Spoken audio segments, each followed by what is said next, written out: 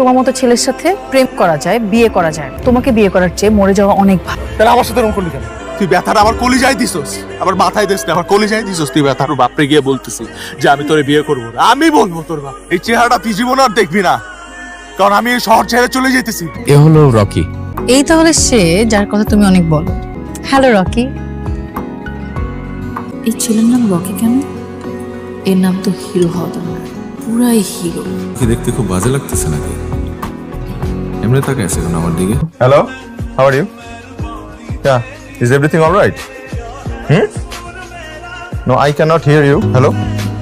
Hello? ভাই কথা জিজ্ঞেস করতাম। জি আপু, শিওর। রকিকে দেখে তো ওয়েল এডুকেটেড ফ্যামিলির ছেলেই মনে হয়। সেদিন দেখলাম খুব সুন্দর করে ইংলিশে কথা বলে।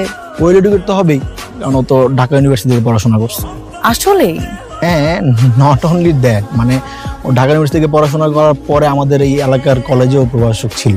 তাহলে পলিটিক্স আসলো কিভাবে? আমার তো হিসাব মিলছে না। গার্লফ্রেন্ড আছে? নাই। Very good. ভেরি গুড কেন?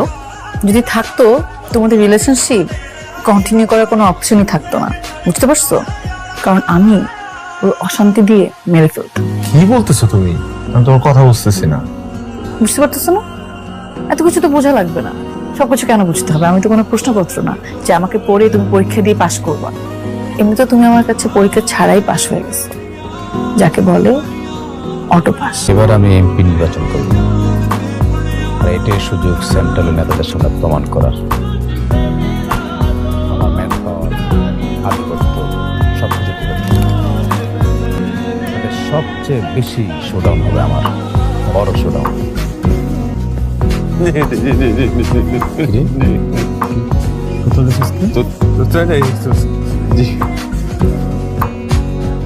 আরে কি করলো এটা? সিগারেট তো খাওয়া যাবে না রকি, সিগারেট খাওয়া আমার পছন্দ না।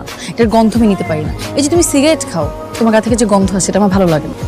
এই 2 দিন যাবত আমার লগে যা করতেছ এটা কি ঠিক হইতেছে? শোনো, আমি না ঘুরে পেঁচে কোনো কথা বলতে পারি না। যা বলি সরাসরি বলি। আমি তোমাকে ভালোবাসি রকি। এই আস্তে, আর বাপরে আমি ভাই ডাকি, জামশেদ ভাই। তবে তো তোমার আমার আঙ্কেল ডাকার কথা। এখন ভাই ডাকতেছো, পরে শ্বশুর আব্বা ডাক। পাগল। সুস্থ মানুষেরা না সত্যিকারে ভালোবাসতে পারে।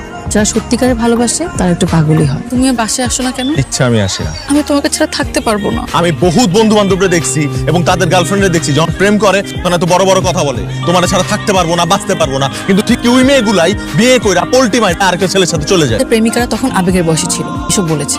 কিন্তু আমি আবেগের বয়সে নাই। মানে আর একটা মানুষকে বিশ্বাস করতে হবে।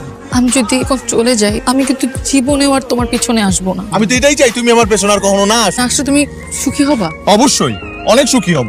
বানিয়ে দিলাম তোমাকে সুখী। Thank you. ইদানিং এরকম আউল্য জল লাগে কেন তোরে? কাজের চাপ, এ কারণে হয়তো একটু আওলায় আছি।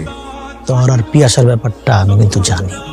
সত্যিকারের ভালোবাসা জীবনে সবসময় আসে না, কিন্তু যখন আসে ওটাকে গ্রহণ করে নিতে হয়। তুমি এখানে কি করছো? একটা সুযোগ চাই। আমি আর তোমাকে ভালোবাসবো না। তাহলে কি হলো বিষয়টা?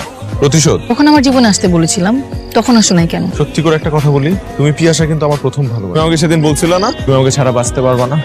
আজকে আমি তোমাকে বলতেছি, আমি তোমাকে ছাড়া বাঁচতে পারবো না। করে বলো, আমি তোমার জীবনে প্রথম? এর আগে তোমার লাইফে কোনো মেয়ে আসে নাই? নাই রকি আস্তিনের সাপ একদিন বাড়িব, এই যে আজকে বাড়িছে। ভাই আমরা দুজনকে অনেক ভালোবাসি। এর একটাই ধান্দা থাকে, কি জানোস? তোর মতো রিচ ফ্যামিলির মায়ারে সুন্দর করে প্রেমের জালে ফাঁসায়া নিজের একটা লাইফ সেটেল করে। এই চুপ কর, তখন যা কইছস কইছস। ওর ভাই দিকে আমি তোরে কি পাশে উল্টা পাল্টা কিছু কইছ না। কার খবর কইরা ফেলা। আমার দায়িত্ব হচ্ছে দুজনকে এক করে দেওয়া। আবার কি কইতাছো তুমি? আগামী মাসে তোর বিয়ে। কিছু বলতে চাই। বলো। ঢাকাতে আমার একজন বয়ফ্রেন্ড আছে। বলতেছ এগুলা? ধর, আমি তোমার সাথে টাইম পাস করেছি। আমি চাই না আমাদের বিয়েটা হোক। এতদিন যা ছিল এগুলা কি সব নাটক? ক্ষমতা ছেলের সাথে প্রেম করা যায়, বিয়ে করা যায়। তোমাকে বিয়ে করার চেয়ে মরে যাওয়া অনেক ভালো। তাহলে আমার সাথে এরকম করলি? আমি তো তোর কাছে আসি নাই। তোমার কাছে আসছো, তুই আসছিস আমার কাছে। কি মনে হয় আমি ডাস্টবিনের ময়লা? হ্যাঁ, আজ পর্যন্ত এত বড় ধাক্কা খাওয়ার পর এই প্রথম আমার মাথা ক্র্যাক হয় নাই।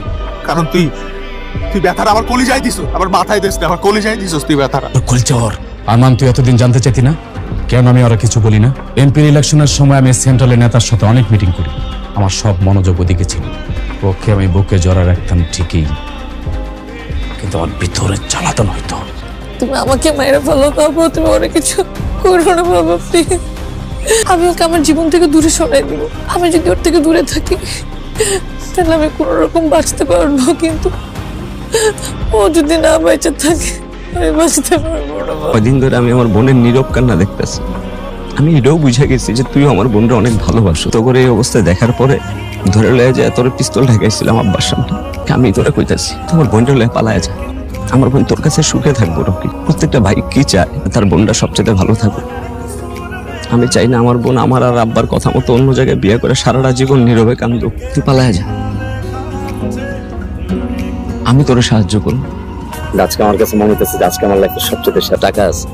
তোর জীবন শুরু করার আগে কিছু টাকা লাগে। বাবা প্লিজ এবার তোমার জেদটা ছাড়ো। পায়ে পড়ি আমাদের যাইতে দেন, আমরা দুজন দুজনের অনেক ভালো। বাস আমি বাবা হিসেবে জেদ ধরে রাখি কিভাবে? আমি নিজে আগামীকাল তোদের বিয়ে দিব।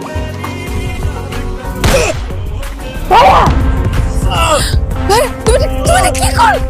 Rocky Rocky Rocky Rocky Rocky